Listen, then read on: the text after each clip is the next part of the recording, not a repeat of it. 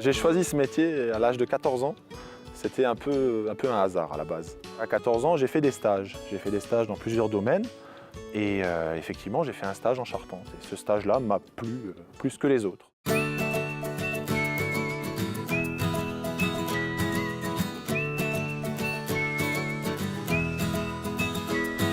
Et j'ai fait mon apprentissage durant 2 ans à l'entreprise Allaire à Bitche. 2 années qui étaient assez difficiles quand même hein, pour un jeune.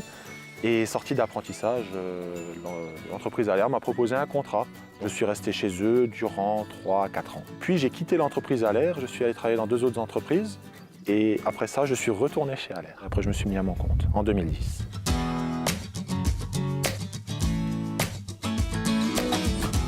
Mon métier consiste à créer un support au couvreur. Sous ce cas-là, on est sur une rénovation. Donc on fait des modifications de charpente. Donc une fois qu'on a fini notre travail, à ce niveau-là, le couvreur peut recommencer. On crée aussi de l'ossature bois. Donc là, par contre, c'est complètement différent. Sur les ossatures bois, on crée des murs, on crée une charpente, donc on crée un support complet. Toujours pour le couvreur à la base, mais après pour le crépi extérieur, pour les fermetures. Donc on crée la base des maisons à ossature bois.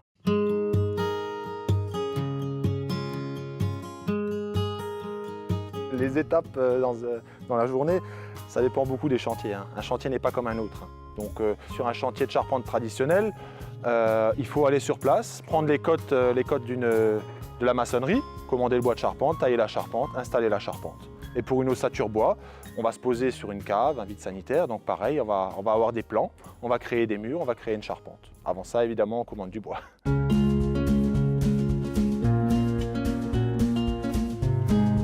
Les avantages, c'est une grande question.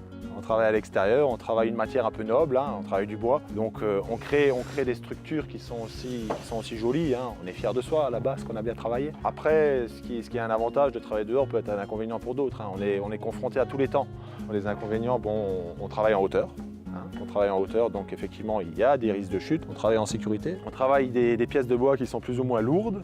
On n'a pas toujours le matériel adéquat pour faire les levages. Donc on est équipé effectivement de chariots élévateurs, on est équipé d'une grue de levage. À un moment donné, on est toujours confronté à lever les pièces de bois, donc en les taillant, en les chargeant, taillant, en rechargeant, en les posant. Donc on crée une fatigue physique, quoi.